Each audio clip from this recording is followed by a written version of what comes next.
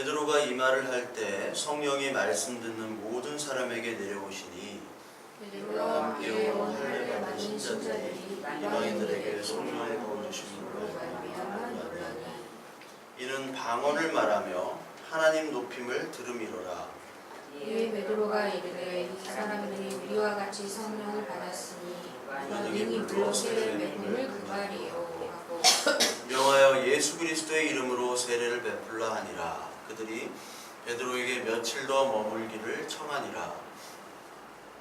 11장 유대인의 사도들과 형제들이 이방인들도 하나님의 말씀을 받았다함을 들었더니 베드로가 예루살렘에 올라갔을 때 할례자들이 비난하여 이르되 내가 무할례자의 집에 들어가 함께 먹었다 하니 베드로가 그들에게 이 일을 차례로 설명하여 이르되 내가 요파시에서 기도할 때 황홀한 중에 환상을 보니 큰 보자기 같은 그릇이 내 귀에 매어 하늘로부터 내리니 내 앞에까지 드리워지거늘 이것을 주목하여 보니 땅에 네 발 가진 것과 들짐승과 기는 것과 공중에 나는 것들이 보이더라. 또 들으니 소리 있어 내게 이르되 베드로야 일어나 잡아먹으라 하거늘 내가 이르되 주님 그럴 수 없나이다. 속되거나 깨끗하지 아니한 것은 결코 내 입에 들어간 일이 없나이다 하니 또 하늘로부터 두 번째 소리 있어 내게 이르되 하나님이 깨끗하게 하신 것을 내가 속되다고 하지 말라 하더라. 이런 일이 세 번 있은 후에 모든 것이 다시 하늘로 끌러 올라가더라. 마침 세 사람이 내가 익숙한 집 앞에 서 있으니 가이사랴에서 내게로 들어온 사람이라. 성령이 내게 명하사 아무 의심 말고 함께 가라 하시며 이 여섯 형제도 나와 함께 가서 그 사람의 집에 들어가니 그가 우리에게 말하기를 천사가 내 집에 서서 말하되 내가 사람을 요파에 보내어 베드로라는 시몬을 청하라. 그가 너와 내 온 집이 구원받을 말씀을 내게 이르라 함을 보았다 하거늘 내가 말을 시작할 때 성령이 그들에게 임하시기를 처음 우리에게 하신 것과 같이 하는지라. 내가 주의 말씀에 요한은 물로 세례를 베풀었으나 너희는 성령으로 세례를 받으리라 하신 것이 생각나노라. 그런즉 하나님이 우리가 주 예수 그리스도를 믿을 때에 주신 것과 같은 선물을 그들에게 주셨으니 내가 누구에게 하나님을 능히 맡겼느냐 하더라. 그들이 이 말을 듣고 잠잠하여 하나님께 영광을 돌려 이르되 그러면 하나님께서 이방인에게도 생명 얻는 회개를 주셨도다 하니라.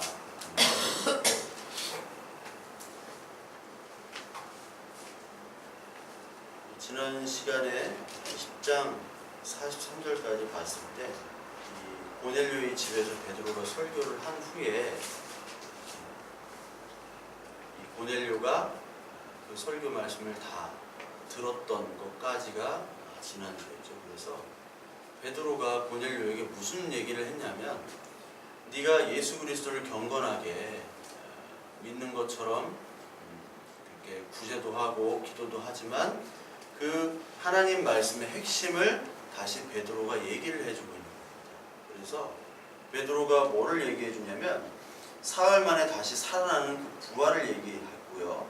그리고 귀신이 들렸던 네가 다 떠나갔음을 얘기하고 미리 택한 자를 하나님께서 부르셨던 너를 부르셨다. 그리고 죄사함을 받고 또 너는 심판에서 구원받았음을 설명을 했습니다. 그래서 하나님 말씀을 설명을 들은 다음에 여기 오늘 44절부터 이방인들이 이제 성령을 받기 시작합니다. 그래서 그 성경 전체에서 가장 어떻게 보면은 터닝 포인트, 교회에서 있어서 터닝 포인트가 되는 것이 바로 오늘 사도행전의 11장입니다. 왜냐하면 이방인들은 구원이 없다고 유대인들은 생각했기 때문에 그렇거든요. 이방인들은 구원이 없고 이방인들은 교제할 수도 없으며 이방인들은 하나님이 택할 수 없는 자라고 유대인들은 생각했던 사람들이었는데 그 사람들이 예수 그리스도를 믿고 하나님을 고백한다는 것을 보고 과연 어떻게 받아들여야 하는가 라는 것을 오늘 사도행전에서 계속 얘기를 하고 있어요. 그래서 이 사도행전의 저자가 누구죠? 누가죠. 누가. 그 누가는 누가복음을 썼습니다. 그렇죠? 누가복음. 그리고 사도행전을 또 썼는데 이 사도행전 1장 맨 처음을 보면요. 데오빌로여 내가 먼저 쓴 글에는 이렇게 나오죠. 1장 1절. 먼저 쓴 글이라는 것은 누가복음을 얘기하고 데오빌로는 어떠한 그 예수 그리스도를 좀 알기 시작한 그런 어떤 고위직 관리라고 여기서 많이들 부릅니다. 그러니까 그 사람에게 이 데오빌로에게 누가복음에서는 예수 그리스도에 대해서 썼고 이 사도행전은 예수님께서 이제 승천하신 후에 성령 하나님께서 이 교회를 어떻게 만들어 가시냐를 사도행전에서는 얘기를 하고 있는 거예요. 그래서 인간의 그 역사나 또 이 세상의 역사 모든 것들이 새로운 국면을 맞기 시작하는 것들이 있는데 그 중에 가장 중요한 것이 이 교회에 있을 때는 사도행전의 11장, 즉 이방인들이 예수 그리스도를 믿기 시작하는 거였어요. 그거를 이방인들은 믿었는데 이 유대인들은 받아들이지 못했다는 거죠. 왜냐하면 유대인들은 이방인들을 인정하지 않았기 때문에 그렇습니다. 유대인들의 특징은 자기의 법대로 선과 악을 구분을 했죠. 이거는 깨끗한 거, 이건 더러운 거.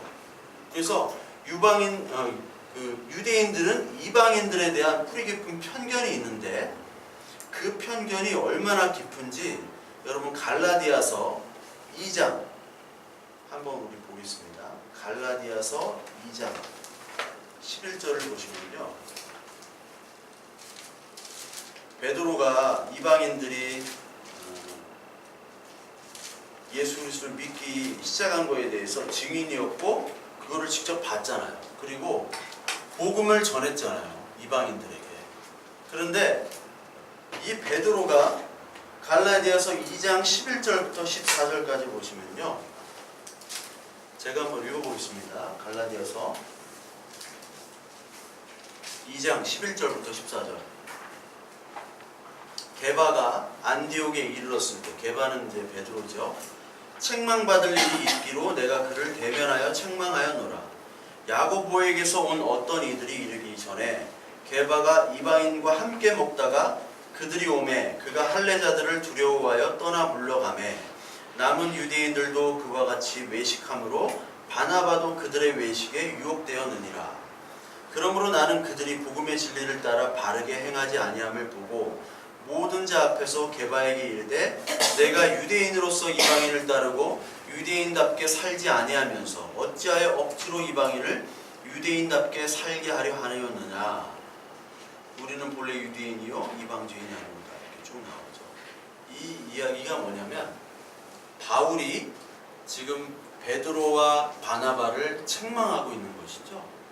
왜 책망하냐면 바나바가 누구였습니까? 바나바가 바울을 변호해주고 바울을 이끌었던 사람이에요. 그리고 베드로가 누구예요? 베드로가 이방인들에게 전도하는 사람이에요. 그런데 이방인들과 함께 먹는 게 당연하죠. 왜냐하면 이방인을 전도해야 되고 동시에 이방인들 신자들이 있을 거 아닙니까? 이방인 중에 신자가 된 그 사람들과 함께 먹는 게 당연한데도 불구하고 게바가 야고보에게서 온 어떤 이들이라는 게 있어요. 이게 되게 저기를 봐야 되는데 처음에 그 예루살렘 교회가 있습니다. 여러분 보시면 예루살렘 교회라는 게 있고요. 예루살렘 교회가 있고 여기는 이제 유대인 중심 교회고 여러분 안디옥 교회라고 들어보셨죠? 안티오크 교회는 이방인들에게 전도하는 교회인데 이 예루살렘 교회의 가장 대표적인 인물이 누구였습니까? 베드로죠. 베드로가 막 설교하니까 3,000명이 회개하고 베드로가 수장이었어요. 그런데 베드로에서 누구에게로 이 수장이 넘어가냐면 여기 나오는 아까 갈라디아서 읽었던 야고보에게로 온 사람들. 여기서 나오는 야고보는 누굴까요? 여기서 나오는 야고보는 예수님의 바로 동생이에요. 그러니까 베드로가 그 예루살렘 교회에 어떻게 보면 담임이었어요. 담임이었다가 이제 후임이 야고보가 된 거예요. 근데 베드로가 이제 이방인들에게 전도도 하고 하다 보니까 같이 먹고 마시는데 야고보에게서 온 사람들이 그거를 본 거예요. 근데 같은 신자인데, 근데 이 사람들이 무의식 중에 예수 그리스도를 믿으면 이방인과 먹는 게 꺼리낌이 없어야 되는데 무의식 중에 도망을 간 겁니다. 누구까지요? 바나바까지. 왜 그렇게 되느냐? 아니 이방인들에게 전도를 하는데 왜 이 사람들이 오는데 그거를 도망가느냐? 그러니까 그만큼 이방인들과 함께 먹고 마시는 것이 뿌리 깊게 유대인들은 해야 되지 않는 것이라고 생각했던 거예요. 유대인들. 그만큼 이게 무서운 겁니다. 여러분 430년간 노예였잖아요. 애굽의 음식과 애굽의 문화를 먹었어요. 먹고 마시고 즐겼어요. 근데 갑자기 하나님이라고 눈에 보이지 않는 분이 나타나가지고 야 떠나 하면 떠나집니까? 안 떠나지잖아요. 조상 대대로 1000년간 이 집을 섬기고 이 집에 살았는데 거기를 다 떠날 수가 없는 겁니다. 근데 어떻게 이렇게 율법주의와 이 유대주의가 강했냐면 언제부터 강했냐면요. 여러분 사무엘하 7장 16절이 있어요. 3하 7장 16절이 있는데 이게 뭐냐면 다윗의 언약이라고 하나님께서 다윗 너의 집에 영원히 너의 집을 지켜주겠다. 너희 후손이 영원토록 하주겠다. 그 말은 이스라엘 유대를 멸망하지 않겠다라고 하나님이 언약을 하신 거거든요. 그런데 멸망했습니까? 멸망하지 않았습니까? 멸망했죠. 바벨론에게 멸망했잖아요. BC 586년에. 그런데 이 사무엘하를 끝까지 고집하고 지켰던 사람들이 누구냐면 그게 바로 바리새인들의 뿌리예요. 바리새인. 그래서 여러분들 BC 586년 이후에 성전이 있어요? 없어요? 그 당시에 586년 이후에 성전이 없죠? 성전이 없잖아요. 성전이 없다고요. 그럼 어디서 제사를 드리고 어디서 예배를 드립니까? 어디서? 할 데가 없죠. 교회 예배당이 없으면 할 데가 없잖아요. 할 데가. 우리 교회 처음에 막 빈강의실 막 충남대 빈강의실 들어가가지고 막 하고 그랬는데 성전이 없으면 어떻게 해야 돼요? 근데 뭐는 있어요? 말씀 책은 있죠. 구약 책은 있었어요. 그래서 성전의 중심은 제사장들이죠. 제사장. 이게 이제 그 예수님 시대 때 네 계급으로 나눠지잖아요. 사두개인, 바리새인 뭐 그렇게 나눠지잖아요. 여기서 이게 사두개인입니다. 사두개인. 귀족계 사두개인. 그리고 말씀을 가지고 있던 사람이 누구냐면 이게 바로 바리새인이 된 거예요. 바리새인 서기관. 성전이 없으니까 뭘로 예배를 드려요? 이제 성경을 가지고 말씀, 구약이죠. 이때는 구약을 가지고 예배를 드리는 거예요. 구약. 어디서? 회당이라는 데. 시나고그. 영어로도 시나고그거든요. 회당에서 예배를 말씀을 보고 드리는 그것이 바로 중심이 된 거예요. 여기서. 그래서요. 이 이슬람 같은 데는 어떠한 집사님도 아시겠지만 이슬람 같은 데는 모스크에 가면은 특별한 형식이 복잡하지가 않아요. 캐톨릭은 굉장히 복잡한데 거기는 그냥 말씀 기도 그거예요. 어떤 문양도 없고 글씨로만 돼 있잖아. 어떤 문양을 하는 게 없고. 마찬가지로 그 이슬람 애들이 여기서 사실은 따온 거예요. 다. 말씀 회당을 가지고 예배를 한 거죠. 그래서 이 사람들이 이거를 가지고 이 사무엘하 우리는 멸망하지 않는데 왜 하나님께서 성전도 파괴하고 왜 멸망케 하셨느냐 곰곰이 생각해 보니까 우리가 하나님께서 주신 이 율법의 말씀을 제대로 잘 지키지 않았다 해가지고 여러분 그 포로기 때 있죠. 포로기 때라고 하면은 바벨론 포로기, 페르시아 포로기. 그때 가장 유명했던 그 율법학자가 에스라였잖아요. 에스라, 느헤미야. 요때 이후부터 율법을 강화시킵니다.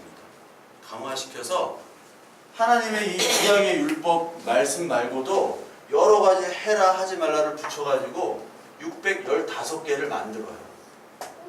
615개를 만들어가지고 이거를 좀 더 세밀하게 잘 지키자. 하나님 말씀 지키면 하나님께서 다시 복을 주실 것이다.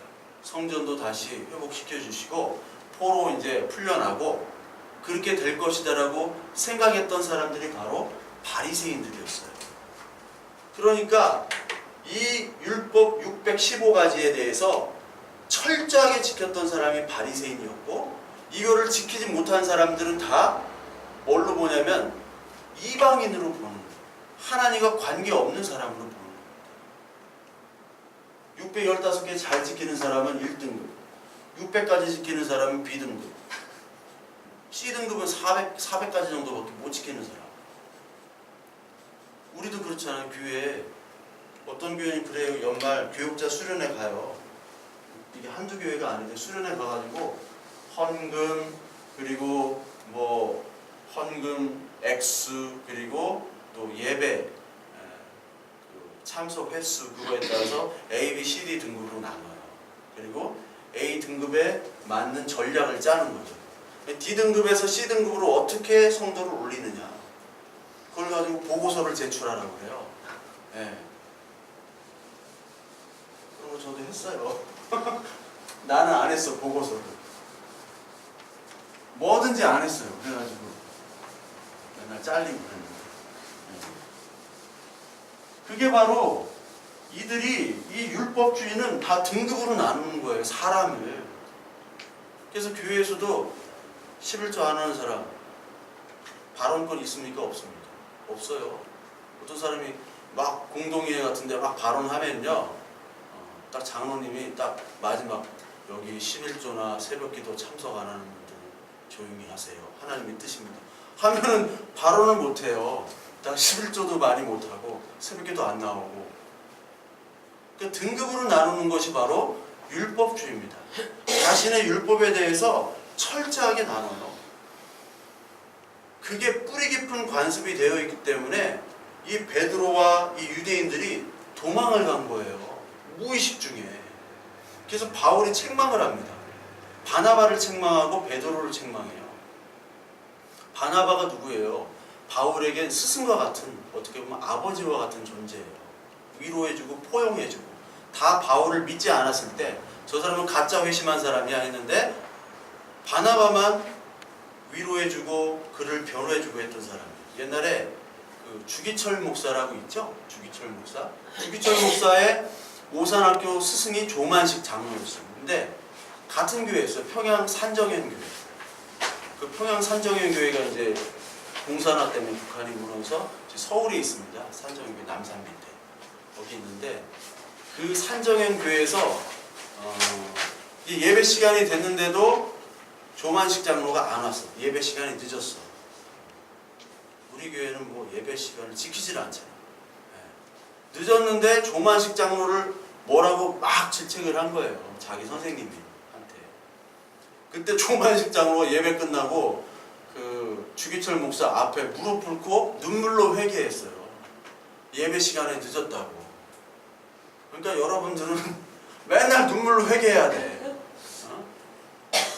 그랬던 거랑 똑같아요. 지금 아니 바나바, 아니 아무리 내가 좀 실수를 하더라도 네가 이렇게 성경에다가 쓰잖아요. 성경, 이게 기록된 성경에다가 말로 하는 게 아니라 지금까지 베드로랑 바나바가 잘못했네 라고 지금까지 우리가 알 수 있도록 기록을 한 거예요. 왜요? 이건 잘못됐기 때문에 기록한 거라고. 잘못됐기 때문에. 그러니까 유대인 율법주의라는 것이 얼마나 사람을 무의식 중에 행동하게 되는지 무서운 겁니다. 우리도 마찬가지잖아요. 우리 무의식적으로 나타나는 것들이 있죠. 그것처럼 이방인들은 절대 하나님과 만날 수 없는 존재라고 생각했어요. 그런데 이방인들이 지금 사도행전에 8장에 나오네요. 사도행전 8장.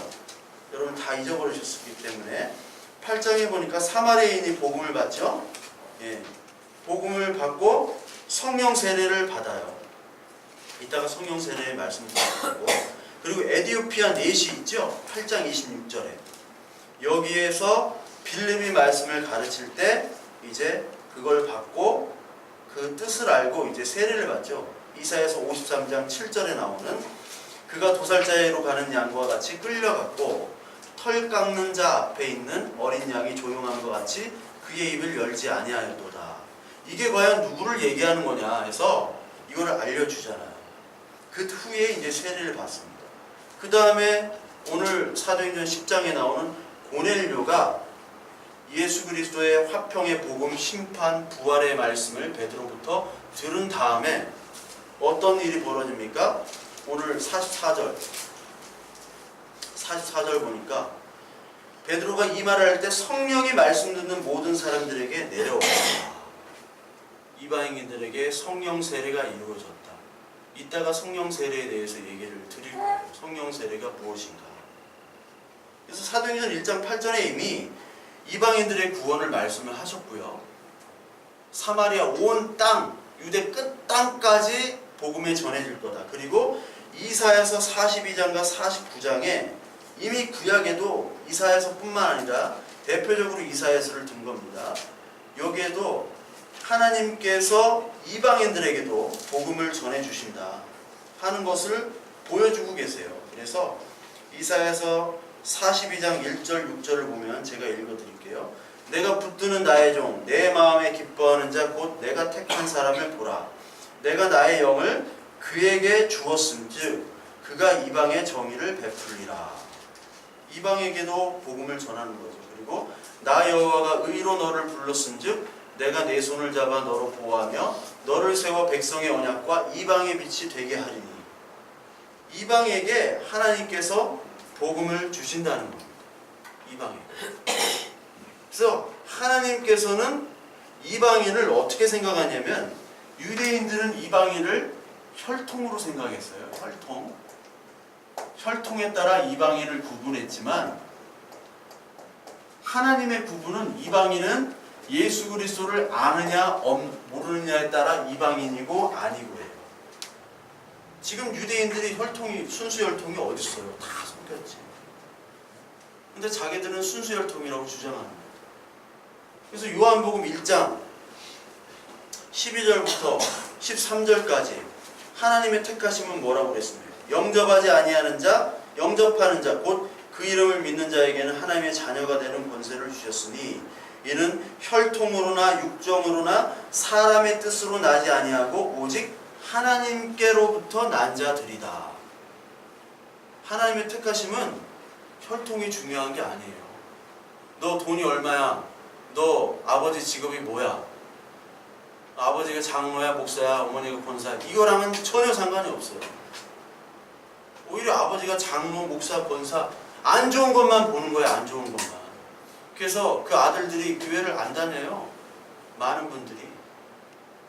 교회에 실망하는 거예요. 사람에게 실망하는 거예요. 하나님께서는 혈통으로 그들을 부르지 않았어요. 근데 이방인들은 계속해서 판단을 하는 거예요. 자기 기준대로 판단을 해요. 이것이 얼마나 안 좋은 거냐면요. 하나님께서는 율법 지식에 의해서 우리를 구원하지 않아요.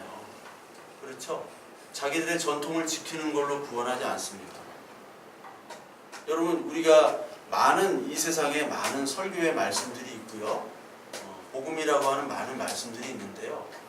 어떤 분들은 너무 지식을 얘기를 해요. 그래서 남산 밑에 있는 어떤 교회가 있어요. 유명해요. 거기는 성경을 원어로서 얘기합니다. 원어. 히브리어, 헬라어. 원어로 이렇게 풀어서 하는데 그분 거를 이렇게 좀 들어보면 남산 밑에 좀 많이들 찾아가요. 목사도 찾아가고 다 찾아가는데 그 우리나라의 원어는 그 파자라고 하거든요. 파자. 히브리어, 헬라어를 이렇게 나눠요. 나눠가지고 뭐 우리나라는 시제가 별로 없는데 영어에만 해도 시제가 있잖아요. 뭐 과거 완료, 매딘칭, 뭐 무슨 뜻 해가지고 시제가 있잖아요. 시제 뜻. 뜻도 1, 2, 3, 4, 5번 뭐 쭉 있는데 그거를 계속해서 이렇게 맞춰요. 근데 그분의 문제점은 뭐냐면 맞춰가다 보니까 나중에는 틀어지는 거예요. 언어라는 건요. 성경도요. 언어가 뭐 여기 오늘 세례라는 단어가 있어요. 그런데 세례라는 단어가 있다면 만약에 그것이 여기 쓰일 때는 이 뜻으로 저기 쓰일 때는 이 뜻이에요. 그런데 이 헬라어 히브리어를 파자를 잘하는 분들은 다 서양에 있습니다. 원래 모국어인 사람들, 그렇죠? 유대인이면서 신학자인 사람들, 그리고 그리스인이면서 신학자인 사람들, 이런 사람은요 어떤 성경 프로그램이 필요 없고 그냥 묵상해요. 내가 봤어요. 그분들은 뭐 학생이 질문하면 한 5분간 묵상을 해요. 5분간 묵상한 다음에 2시간 동안 쫙 얘기해요. 묵상한다는 게 뭐냐면 자기가 할 얘기를 순서대로 정리를 하는 거예요. 그러니까 막 헬라어 히브리어부터 막 얘기를 하는 거예요. 그거를 기억하려고 5분 동안 순서도를 그리는 거예요. 그러니까 그분들은 그걸 할 수 있는데 그렇게 할 수 있는 사람들이 예수를 합니다. 예수 믿는 사람 한 명도 못 봤어요. 그렇게 잘 할 수 있는 사람. 서구 신학은 예수를 안 믿어요. 이 성경 말씀을 말씀으로 받아들이지 않는다고 그랬죠? 내가 좋을 때 말씀이고 내가 싫으면 하나님의 말씀이 아니라고 생각하는 사람들이에요. 근데 그 지식적으로 너무 하면요, 그 문제가 뭐냐면 사람들을 비판해. 우리 교회도 한 분이 있었어요. 한 분 그쪽 남산으로 가야겠다고. 왜요? 왜 가시려고? 하나님의 뜻을 더 알아야 된다. 근데 그분들이 하는 거는 다 성경 프로그램이에요. 저도 성경 프로그램이 있어요. 컴퓨터에. 바이블 웍스, 그 다음에 바이블 렉스, 뭐 디럭스 바이블 이런 거 있어요. 바이블 웍스는 영어로만 하기 때문에 영어를 좀 해야 돼요. 그리고 바이블 렉스나 디럭스 바이블은 한글이고. 근데 거기에는 다 파자가 다 돼 있어요. 분석해가지고. 근데 그게 하면 할수록 어떻게 보면은요, 하는 건 좋은데 거기서 인사이트도 많이 얻는데 문제는 뭐냐면 우리가 지식이 많아지면 사람을 판단하게 되더라고요. 그리고 하나님의 사랑과 은혜를 누리지를 못해요. 비판만 하고. 어떤 교회는요 비판해가지고 50명에서 600명 된 교회가 있어요. 비판, 다른 교회 비판해가지고. 분당에 있습니다. 분당 D교회. 비판하니까 시원하잖아요. 사이다 아니에요, 사이다. 그런데 정작 나중에 그 분이 어떻게 보면 비판 대상이 되었어요. 그냥 비판만 하다 보니 사이다가 좋은데 사랑과 은혜와 그리고 서로 우리의 어떤 끈끈함, 그런 하나님이 주시는 그런 게 있잖아요. 그것들을 다 놓쳐버렸어요. 안타깝다.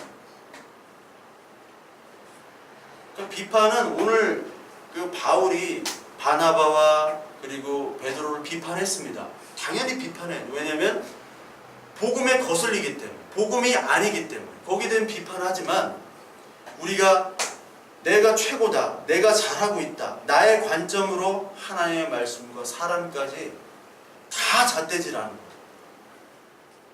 같은 교회에서도 다 잣대질하는 거는 잘못된 거예요. 그 잣대도 다 인위적인 잣대예요. 그런 분들은 똑똑할 수는 있는데 문제는 뭐냐면 사랑, 하나님의 사랑과 하나님의 덮으심이잖아요. 하나님이 우리의 죄악들을 다 덮었잖아요, 사랑으로. 그게 없어요. 그게 부족해요. 그게 부족하면 메말라집니다. 그리고 하나님의 은혜를 느끼지를 못해요. 그래서 골로새서 3장 우리 같이 보겠습니다. 3장에 모든 것에 사랑을 더하라고 하셨어요. 하나님께서 골로새서 3장 신약성경 326페이지 3장 10절부터 14절까지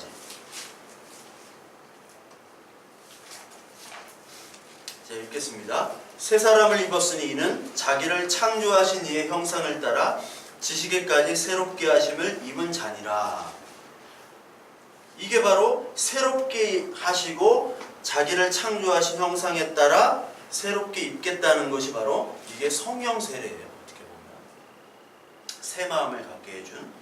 거기에는 헬라인이나 유대인이나 할레파나 무할레파나 야만인이나 수구디아인이나 종이나 자유인이 차별이 있을 수 없나니 오직 그리스도는 만유이시오 만유 안에 계시니라. 여기에 차별이 없죠. 혈통의 차별이.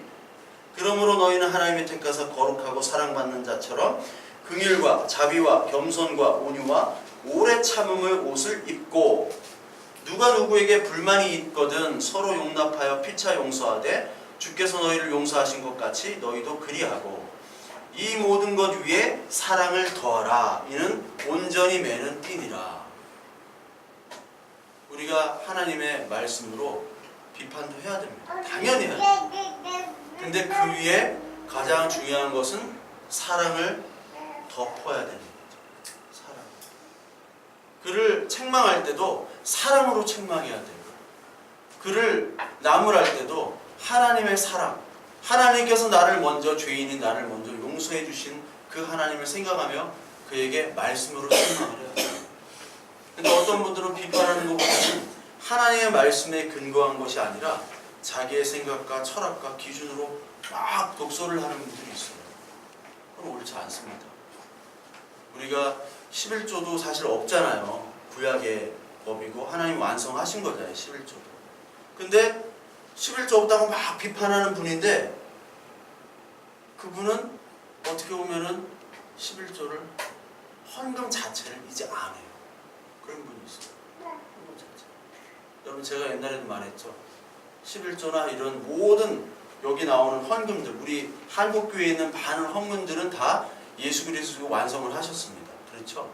11조 없어요. 옛날에 있는 교회 10년 전부터 11조 없다고 했던 사람이에요. 11조 없다고. 그래서 맨날 불려갔단 말이에요. 영민 형제가 11조를 없다. 책을 주기 이전부터 10년 전에 줬지. 그 이전부터 나는 왜냐면 그 신학을 할 때 그게 나오는데 뭐 나오는데 11조가 다 완성됩니다. 그런데 제가 말씀드렸잖아요. 그게 없다고 헌금 안 하는 사람은 더 나쁜 사람이에요. 헌금은요 목사한테 하는 것도 아니고 교회한테 하는 것도 아니에요. 하나님께 나의 가장 중요한 부분을 깎고 깎는 거예요. 헌금 안 해요. 그 봉사 여러분들 중요합니다. 헌금과 봉사 없으면요 하나님의 사랑과 하나님의 은혜 잘 몰라요. 제가 우려되는 것은 청년들 세대는 봉사와 헌금을 배운 적이 없어요. 배운 적이 없어요. 근데 옛날 어른들은 봉사와 헌금만 하면 복 받는 줄 알고 이게 습관이 돼 있어. 그냥 막 갖다가 들이밀어. 추석 때 그냥 막 선물 세트 그냥 목사님한테 막 그냥 줘요. 응? 거기 봉투해가지고. 그럼 복 받는 줄 알고. 근데 그게 나쁜 거죠. 하나님의 말씀 보고. 근데 그 자체에서 얻어지는 것도 분명히 있습니다, 여러분. 그것만 비판하고 그거 안 하는 사람도 더 나쁜 사람이에요. 헌금, 봉사 아무것도 안 하고 비판만 해요. 그게 바리새인들이었어요. 바리새인들. 자기 기준에서 헌금, 봉사 아무것도 안 하고 나중에 기부금 영수증 끊어달라고. 그건 안 좋은 거예요.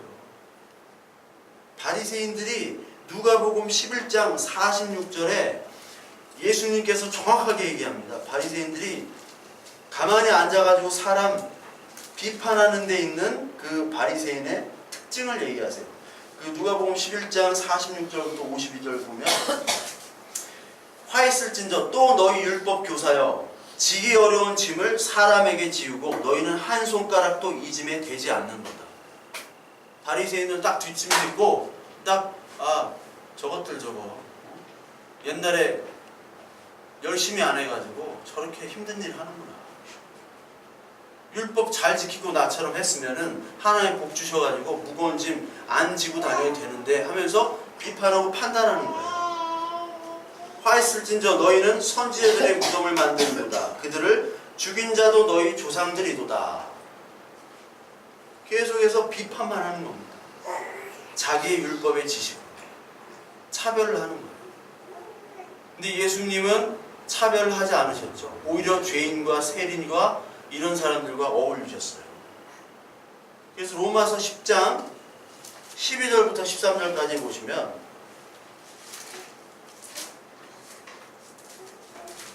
이 말씀이 또 있습니다.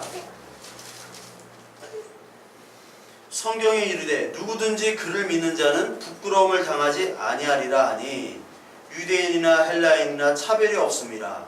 한 분이신 주께서 모든 사람의 주가 되사 그를 부르는 모든 사람에게 부요하시도다. 하나님은 차별이 없는 분입니다.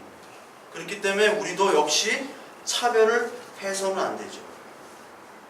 야고보서에 보시면 야고보서에 차별하지 말라고 또 야고보를 통해서 하나님께서 말씀하시거든요. 야고보서 2장 제가 읽겠습니다. 2장 1절을 보면 내 형제들아 영광의 주 곧 우리 주 예수 그리스도에 대한 믿음을 너희가 가졌으니 사람을 차별하여 대하지 말라.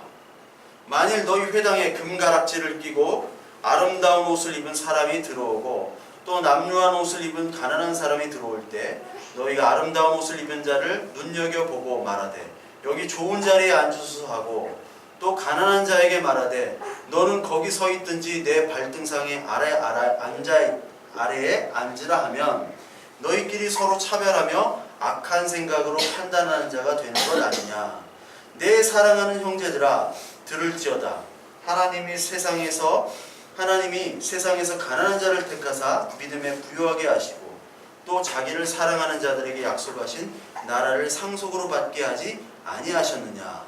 너희는 도리어 가난한 자를 업신여겼도다. 부자는 너희를 억압하며 법정으로 끌고 가지 아니하느냐.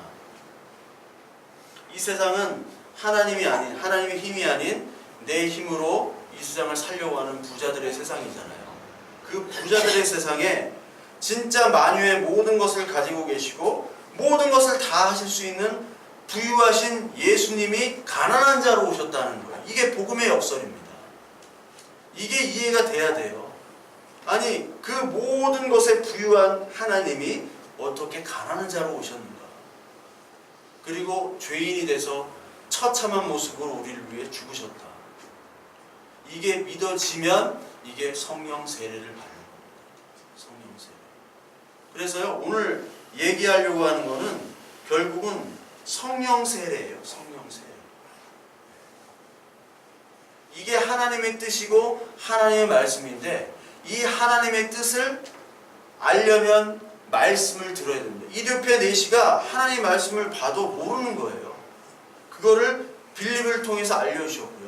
고넬료가 하나님을 섬기긴 섬기는데 그 복음의 핵심은 뭐예요? 그래서 베드로가 그 말을 전할 때 성령의 세례가 오는 겁니다.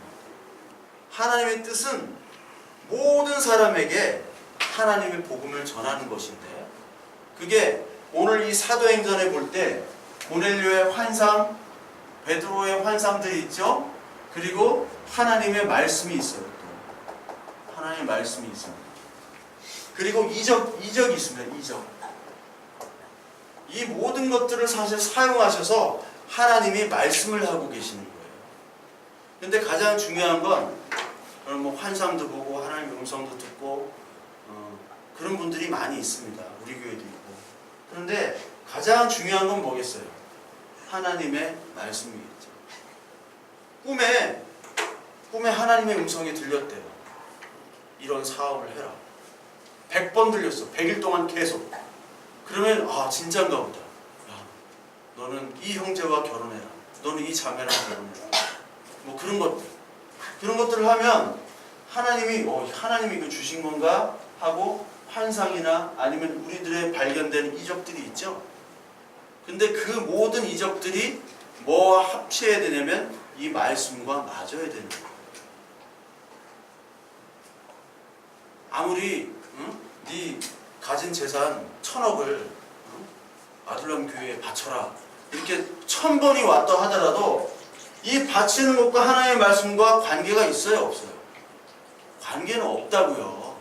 있으면 좋겠지만 우리의 뜻은 관계가 없어요. 구원 복음 전하는 거랑 여기에 1000억 생기는 거랑 관계가 없어요. 그러면 이 말씀 환상 이적은 이 이적과 환상은 하나님의 말씀과는 관계가 없는 거예요. 오늘 고넬료의 환상 그리고 예수님의 모든 이적 이것들을 다 말씀으로 보여주시는 거예요. 말씀. 그래서요 우리는 말씀의 뜻을 가지고 하나님을 바라봐야 돼요. 그래서 디모데후서 3장 15절을 보시면 왜 하나님께서 이 말씀을 주셨느냐, 이거는 우리 옛날에 참 많이 암송을 했는데, 디모데후서 3장 15절부터 17절까지 하나님은 왜 성경을 주셨느냐, 또 어려서부터 성경을 알았나니 성경은 능히 너희로 하여금 그리스도 예수 안에 있는 믿음으로 말미암아 구원에 이르는 지혜가 있게 하느니라. 하나님이 오늘 이 말씀을 주신 이유는요, 구원에 이르게 하는 지혜를 주시기 위해서 말씀을 주신 겁니다. 그리고 모든 성경은 하나님의 감동으로 된 것으로 교훈과 책망과 바르게 함과 의로 교육하기에 유익하니 이는 하나님의 사람으로 온전하게 하며 모든 선한 일을 행할 능력을 갖추게 하려 함이라. 우리를 온전한 사람으로 만들려고 이 성경을 주신 거예요. 온전한 사람. 하나님의 뜻을 알기 위해서 하나님께서는 온전한 사람으로 만들고자 이 성경의 말씀을 주신 겁니다. 하나님의 뜻. 그러니까 하나님의 뜻은 이 성경 말씀으로 알 수밖에 없어요. 그럼 하나님의 뜻이 뭐냐? 하나님의 뜻. 하나님의 뜻은 성경에 나와 있습니다. 성경 데살로니가전서 4장. 여러분이 성경을 많이 보시면 그 4장 3절 보면 하나님의 뜻은 이것이니 너희의 거룩함이라. 곧 음란을 버리고 각각 거룩함과 존귀함으로 자기의 아내 대할 줄 알고 하나님을 모르는 이방인과 같이 세욕을 따르지 말고, 쭉 나오죠. 그리고 7절에 하나님이 우리를 부르심은 부정하게 함이 아니요 거룩하게 하심이니. 하나님의 뜻은요, 우리가 거룩해지는 겁니다. 하나님의 자녀로 이 세상의 것들을 쫓지 말고, 이 세상을 본받지 말고 마음을 새롭게 하여 거룩한 자녀로 살게 하는 게 하나님의 자녀예요. 거룩한 자녀에 도움이 된다면 하나님께서 1000억을 주실 수도 있어요. 1000억을 주시면 우리가 거룩한 자녀로 되는데 도움이 된다면. 근데 안 된다면 안 주시겠죠. 그래서 하나님의 뜻을 분별하는 것은 거룩하게 되는 것이고, 거룩함이 바로 하나님의 뜻이고, 그래서 분별하려면 어떻게 되면 마음을 새롭게 해야 됩니다. 마음. 그게 로마서 12장에 나오고 그게 바로 성령 세례입니다. 로마서 12장을 같이 찾을게요. 로마서 12장 신약성경 256페이지입니다. 로마서 12장 1절부터 2절까지 1절 2절 로마서 12장 1절 2절 그러므로 형제들아 내가 하나님의 모든 자비하심으로 너희를 권하노니 너희 몸을 하나님이 기뻐하는 거룩한 산 제물로 드리라. 이는 너희가 드릴 영적 예배니라. 너희는 이 세대를 본받지 말고 오직 마음을 새롭게 함으로 변화를 받아 하나님의 선하시고 기뻐하시고 온전하신 뜻이 무엇인지 분별하도록 하라. 이 세대를 본받지 않는 게 거룩이잖아요. 거룩이란 뜻이 구별됐다라는 거잖아요. 구별됐다. 그렇죠? 바리새인이란 뜻이 구별됐다는 뜻이에요. 그래서 지들만 거룩하다고 하는 게 바리새인이에요. 그런데 거룩한 것이 이 세상을 본받지 않는 거죠. 이 세상을 본받지 않고, 그리고 마음을 새롭게 하는 거예요. 마음 새롭게. 새롭게. 새 마음을 갖게 하는 겁니다. 여기 진자미에 있는 교도소 안에 있는 교회 이름이 새마음 교회예요. 거기서 설교 2번 했는데 새마음 교회. 마음을 새롭게 하는 거, 어떻게 마음을 새롭게 하냐고요. 그게 바로 오늘 고넬료가 오늘 성령 세례를 받은 거예요. 고넬료는 이방이었고 하나님 모르는 사람입니다. 그런데 마음을 새롭게 받은 것은 하나님의 말씀을 베드로에게 들은 다음에 성령이 내려온 거죠. 성령. 그걸 바로 성령의 세례라고 합니다. 성령의 세례. 근데 성경에는요, 세례가 여러 가지가 있습니다. 여러분 기억나는 대로 한번 말씀해 보세요. 세례. 어떤 세례가 있을까요? 네?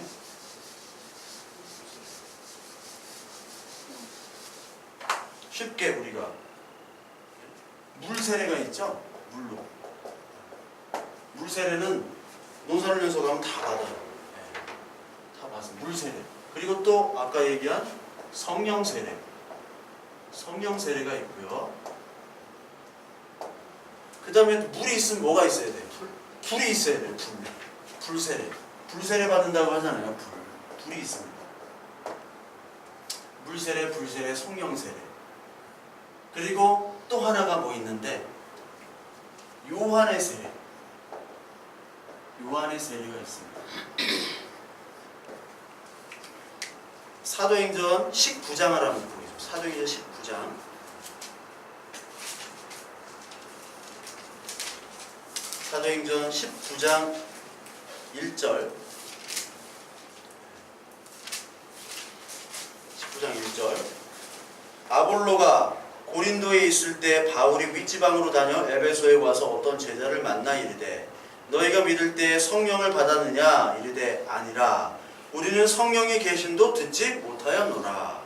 바울이 이르되 그러면 너희가 무슨 세례를 받았느냐? 대답하되 요한의 세례니라. 요한의 세례. 요한의 세례가 사실은 이게 물세례입니다. 물세례. 요한의 세례. 성령 세례는 이게 불세례예요. 불. 요한의 세례. 이 사도행전 19장을 가지고 순복음에서는 어떻게 생각하느냐? 아, 나는 지금 우리가 성령의 계심도 듣지 못했다. 그래서 요한의 세례만 받았기 때문에 이제 성령의 세례를 다시 받아야 된다라고 하는 이 구절을 순복음은 어떻게 해석하냐면 순복음은 방언을 해야 되잖아요.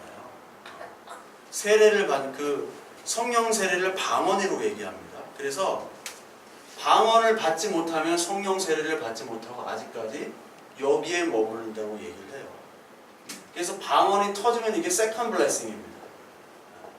세컨 블레싱이라고 그 두 번째 축복이에요. 첫 번째 축복은 이 그냥 막 물세례 받고 그냥 교회 다니는 건데 진짜 축복은 하나님을 아는 것은 성령 세례 이 방언이 터져야 된다는 거예요. 방언. 그래서 여러분 방언이 뭔지 세례가 뭔지 이것도 알아야 돼요. 순복음 가면 계속 연습한단 말이에요. 할렐루야 연습하고 코카콜라 연습하고 그 두 파트로 나눠서 어떤 목사한테는 또 할렐루야 빨리 하세요. 그러면 할렐루야 랄랄라 이렇게 하고 코카콜라 빨리 하세요. 코카콜라 콜라 예, 두 군데로 예. 코카콜라와 그 할렐루야 두 가지로 방언을 다 똑같아요. 방언이 코카콜라 아니면 할렐루야. 이쪽은 코카콜라 했다가 저쪽은 할렐루야 했다가 펩시콜라 이거 안 돼요. 펩시콜라는 이게 안 되잖아. 코카콜라는 이렇게 방언처럼 보이고 펩시콜라는 방언이 안 돼요. 이 말이 이렇게 칠성사이다는 될 수가 없어. 그러니까 이게 엉터리인 거예요. 이게 엉터리. 성령 세례와 이 요한의 세례는 어디 나오냐면요. 그 마가복음 4장 한번 볼게요. 마가복음 4장. 마가복음 1장입니다. 마가복음 1장. 4장입니다. 마가복음 1장 4절. 마가복음 1장 4절을 보면 세례 요한이 나옵니다. 그러니까 요한의 세례니까 요한을 봐야겠죠. 세례 요한. 4절을 보니까 세례 요한이 광야에 이르러 죄 사함을 받게 하는 무슨 세례를 전파한다고 그래요? 회개의 세례. 그러니까 이 요한의 세례는 회개의 세례예요. 회개의 세례. 근데 요한이 어떻게 했냐면 선지자 이사야 글을 보라. 내가 사자를 내 앞에 보내노니 그가 내 길을 준비하리라. 광야에 외치는 자가 소리가 있어 이르되 너희는 주의 길을 준비하라. 세례는요. 그 요한의 세례는 하나님 예수 그리스도를 알려주는 세례예요. 즉 어떻게 보면은 이게 여러분들이 좀 편하게 알 수 있도록 다시 좀 하면요. 요한 세례는 회개의 세례죠. 회개의 세례인데 이 회개의 세례는 하나님이 예수 그리스도를 보내주신다. 그걸 얘기하는 거예요. 예수 그리스도에 대한 것은 아직 몰라요. 보내주신다. 그게 어디까지 얘기해요? 구약까지의 얘기예요. 구약. 그래서 구약까지의 그 마지막 선지자가 바로 세례 요한입니다. 세례 요한. 세례 요한이 엘리야라고 그랬잖아요. 엘리야. 마지막으로 보내는 선지자. 세례 요한이 구약까지의 얘기예요. 그래서 많은 사람들이 유대인들은 구약을 알았잖아요. 구약을. 회개하라. 하나님이 예수 그리스도를 보내신다. 거기까지는 알았어요. 그래서 지금도 유대인들은 메시아를 기다리는 겁니다. 유대인들은 어디까지 아는 거예요? 지금 요한의 세례까지만 아는 거예요. 유대인들은. 우리도 마찬가지로 우리가 하나님 예수 그리스도에서 뭐 말은 들었어. 하나님 예수님 뭐 들었는데 이 교회에 왔어요. 이 교회에 왔는데 뭔지는 몰라. 이 하나님 말씀이 뭔지는 모르면 아직 여기에 머문 겁니다. 여기에. 고넬료가 여기에 머물렀어요. 이 하나님, 이 요한의 세례, 회개로 말미암아 경건하고 기도했어요. 그런데 정확히 뭔지는 모르는 거예요. 그때 이제 하나님의 세례, 뭐가 와요? 성령 세례가 오는 거예요. 성령 세례. 성령 세례. 성령 세례라는 것은요, 오늘 사도행전 보면 성령 세례가 나온 후에 이 사람들이 무슨 말을 해요? 46절에 방언을 하게 되죠. 방언. 그러니까 이 회개의 세례는 하나님 나라가 온다. 예수님이 그걸 완성하신다라고 얘기만 하고 여기서는 예수 그리스도에 대해서 얘기를 하는 거예요. 직접. 고넬료에게 하나님의 말씀의 복음을 얘기하니까 뭐가 터져요? 하나님 나라, 예수님에 대해서 하니까 방언이 터지죠. 방언. 방언이 왜 터질까요? 방언. 방언은 다른 나라 언어입니다. 방언. 그러니까 고넬료는 이 당시에 로마인이었으니까 어떤 언어를 썼습니까? 라틴어를 썼겠죠. 라틴어. 뭐 좀 더 배웠으면 헬라어를 쓸 수도 있어요. 헬라어. 로마 사람들도 저기 아주 고위직들은 헬라어를 썼어요. 헬라어가 그러니까 우리나라도 좀 배운 사람들은 영어를 썼듯이 18세기까지도 영국 사람 중에 좀 배운 사람들은 라틴어를 썼습니다. 아이작 뉴턴이 그 논문을 라틴어로 썼어요. 라틴어. 프린키피아라고 있잖아요.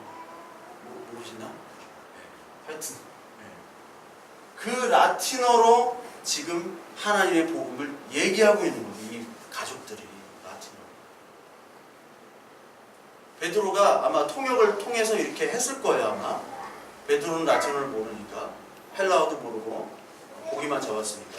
근데 이 방언을 통해서 이제 우리말로 하나님의 은혜를 다 얘기하는 거예요. 그게 방언이에요. 코카콜라는 의미가 없잖아요. 코카콜라는 의미가 없는데 하나님의 말씀을 자기가 자기 말로 계속 얘기하는 거예요. 하나님의 은혜가 어떤 거고 하나님이 어떤 분이고 나는 어떤 존재였고 예수 그리스도가 나를 위해서 대신 죽으셨다는 게 어떤 의미고 이거를 얘기하는 방언이 터지는 게 바로 성령 세례입니다. 그래서 저와 여러분들이 성령 세례를 받았다면 하나님의 말씀이 들려야 되는 거예요. 이 말씀이. 오늘도 많은 사람들이 예배를 참석하고 있지만 요한의 세례에 머물러서 하나님의 말씀이 들리지 않는 분들이 너무나 많아요. 요한의 세례만 머무릅니다. 베드로의 설교를 통해서 방언으로 하나님의 말씀을 깨닫게 되는 게 성령의 세례입니다. 이게. 이 성령의 세례는 구약에도 계속 나오고 있어요. 근데 왜 그거를 파악을 못하느냐? 자기의 율법이 하나님의 말씀보다 더 우위가 되어버렸기 때문에 하나님의 말씀이 들리지 않는 거예요. 그래서 여러분 성령의 세례는 반드시 하나님의 말씀을 듣게 합니다. 듣게. 그래서 이 당시 방언을 해요. 방언이고 여기에 통역이 있죠. 그리고 이 통역된 해석된 방언을 예언이라고 합니다. 예언. 그러니까 여러분 사전에 예언 기도 받으러 간다 이게 예언이 아니라 방언은요 지금 고넬료 가족들이 막 했잖아요. 막. 근데 이게 무슨 말이야 하고 통역이 돼야 돼요. 이거는 하나님의 일, 어떤 일에 대해서 얘기하고 있어. 통역이 되면 이게 예언이 되는 겁니다. 그러니까 예언이 된 것 중에 성경의 말씀이 된 것들이 있어요. 무슨 얘기인지 아시겠죠? 그래서 고린도 전서에서 방언은 하라고 했어요? 하지 말라고 했어요? 통역되지 않은, 해석되지 않는 방언 하지 말아라. 그러니까 여러분 막 어떤 교회 가면 막 방언만 하는 교회 가면 막 시끄러워 죽겠어. 막 꽹가리 있죠, 꽹가리. 꽹가리 치면 너무 시끄럽잖아요. 근데 막 여러 군데서 막 이상한 소리 들리고 하는데, 물론 하나님이 주신 방언은 인정하는데, 왜 사인으로는 인정을 해요, 이 시대에. 사인. 왜냐면 하나님의 말씀이 말씀으로 믿지 못하는 사람들도 있으니까 그 하나님이 살아계시다는 것을 보여주시기 위해서 방언을 주실 수 있어요. 개인적인 방언. 그러나 그 방언은 이 고넬료의 방언과 틀리고요. 오순절 방언과 틀리죠. 왜? 통역을 할 필요는 없어요. 그게 성경 말씀과 관계가 없기 때문에. 왜냐하면 성경 말씀은 이미 다 기록되어 있어요. 그렇죠? 기록되어 있기 때문에 우리에게 개인적으로 주시는 방언은 이런 통역도 필요 없고 사실 예언도 필요 없어요. 근데 사람들이 다 통역한다, 뭐 예언한다, 이게 뭐 개방언이다, 새방언이다, 귀신방언이다, 맨날 그거 하러 가는 사람이 있어요. 전에 있던 교회에서 뭐 방언을 받았는데 이게 귀신방언인지 아닌지 보러 가자 해가지고 내가 다 귀신 들렸다고 그랬어요. 그러니까 내가 미움을 받는 거야. 다 귀신 들렸다고 하니까. 그런 사람들은 이거를 하기를 원해요. 왜?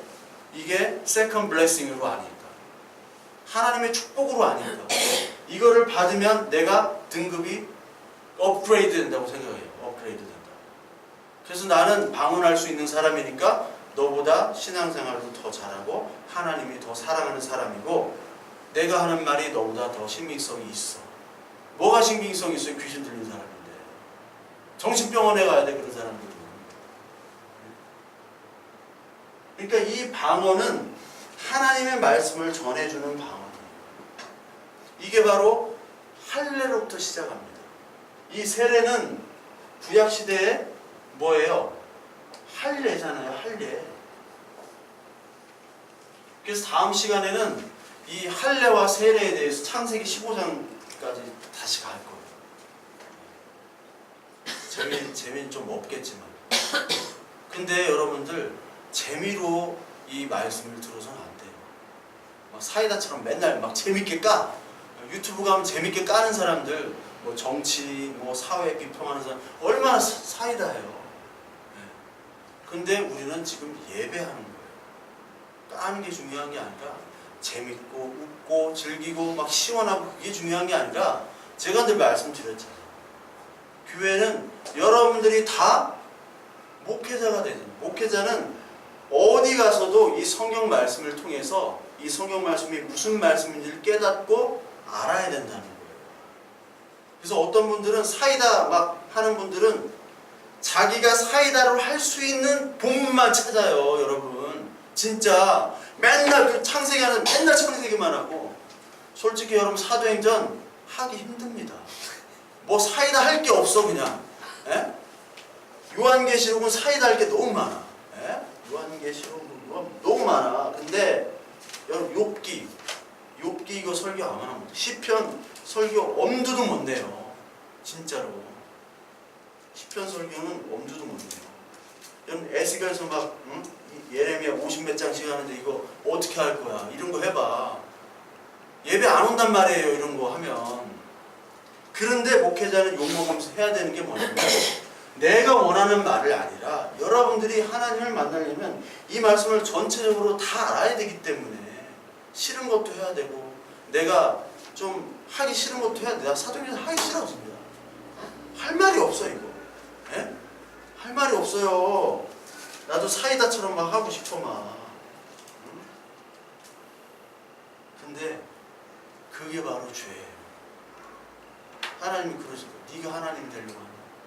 네 멋대로 그냥 말씀 전하고 네 멋대로 막 사람들 응? 핵사이다처럼 인기 끌려고 그러냐? 하나님이 말씀을 주신 그 말씀에 경외하면 그렇게 할 수가 없어요. 그래서 제가 맨날 이렇게 성경 맨날 얘기하는 거예요. 찾아보고 옛날에 파워포인트도 띄웠잖아요. 옛날에 맨날. 근데 하니까 안 봐, 인간들이. 우리 교회 인간들 악해요. 내가 알아 다. 예배도 늦고 헌금도 안 하고 누가 뭐 나한테 월급 주라고 하는 거예요. 하나님께 하라는 거야. 하나님께 모두. 오늘 쭈아니도 온다고 해놓고 안 하는 거예요. 그러니까 여러분 오늘 이 말씀의 결론은 내 뜻대로 내 마음대로 판단하지 마요. 목사도 네가 하고 싶은 대로 설교하지 마요.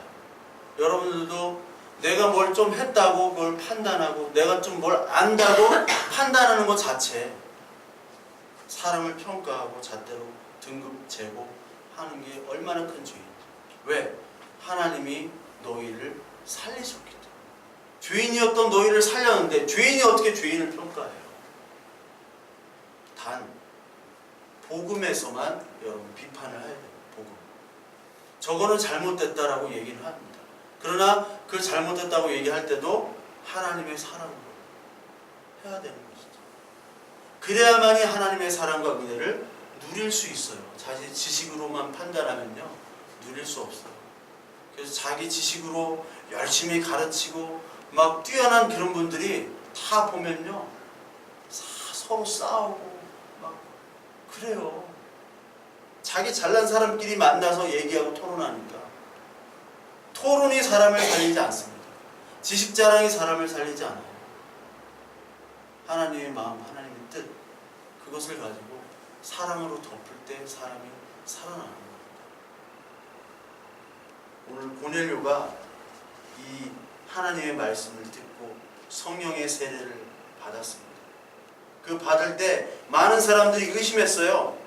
오늘 11장에 베드로가 어떻게 너는 무할례 집에 들어가서 함께 먹었냐? 많은 사람들이 비난을 했습니다. 그때 베드로가 계속 설명을 한 다음에 오늘 사도행전 11장 16절 내가 주의 말씀에 요한은 물로 세례를 베풀었으나 너희는 성령으로 세례를 받으라 하신 것이 생각났도다. 그런즉 하나님이 우리가 주 예수 그리스도를 믿을 때 주신 것과 같은 선물을 그들에게 주셨으니 내가 누구이긴데 하나님을 능히 맡겠느냐 하더라.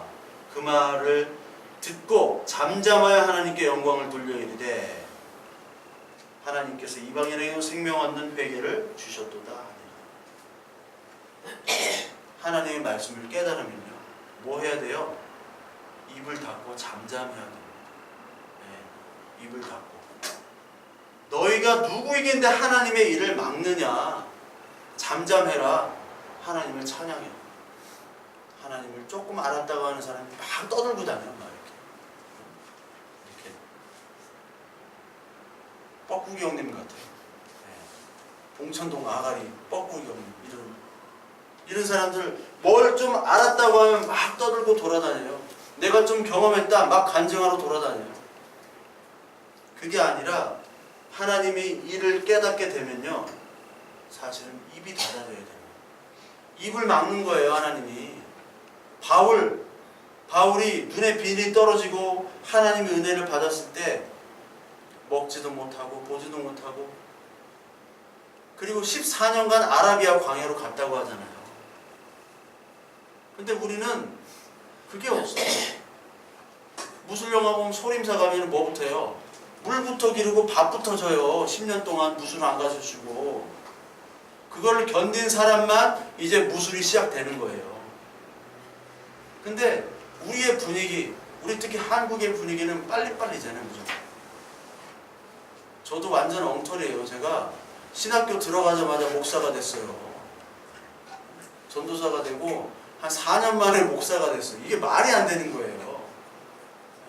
4년이니까 5년 됐네. 예. 그러니까 나는 자격으로 보면 완전 무자격자예요. 어떻게 5년 만에 불신자에서 5년 만에 목사가 되는 거예요. 불신자. 이게 있을 수 있습니까? 속성반이에요. 속성반 이게.